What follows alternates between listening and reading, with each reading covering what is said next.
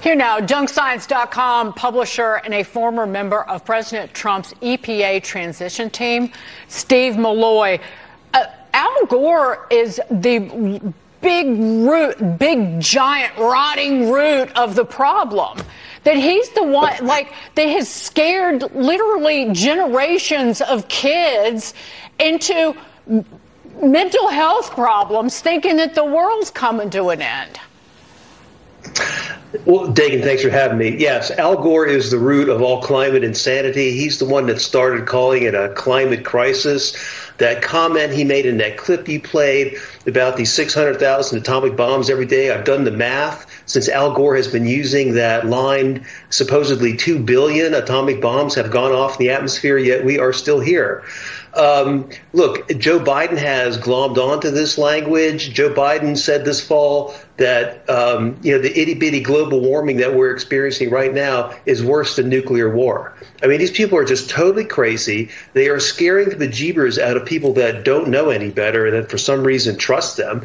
The UN climate chief this summer was talking about, how we've moved away from global warming and into the era of global boiling. They're just trying to scare people, and it's working with a lot of people. Last year, a man committed suicide on the steps of the Supreme Court because he believed Al Gore.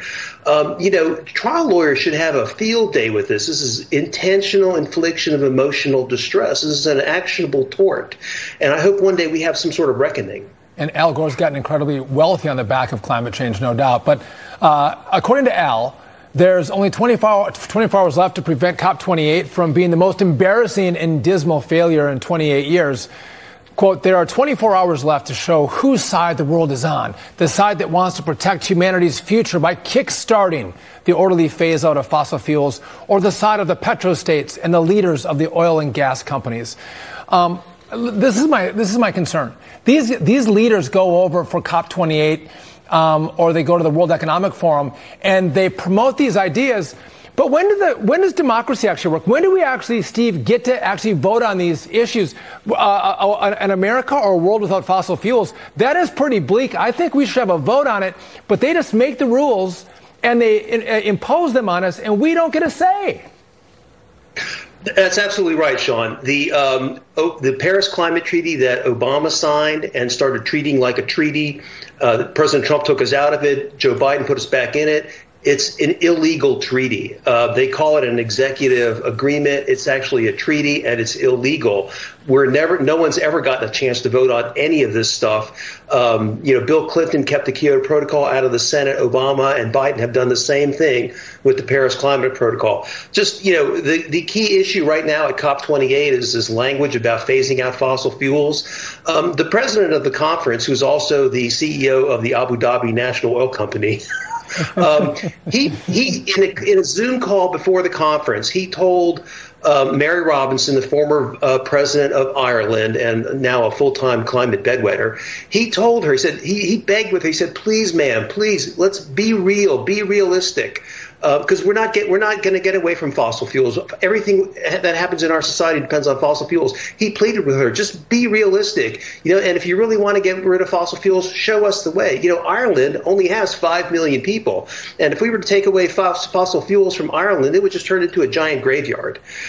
So it's not possible, yet, Al Gore and all these crazy people insist on trying to move us away from fossil fuels. It's not possible. It would destroy civilization. I'll just note that Steve Moore wrote this. President Biden just pledged to shut down 60% of America's electric power at COP28, stopping production of all new coal plants and then phasing out methane, or targeting methane, which is a product of natural gas, which is a de facto ban on natural gas power plants. So look out for brownouts and blackouts in the United States, because that's what they're doing.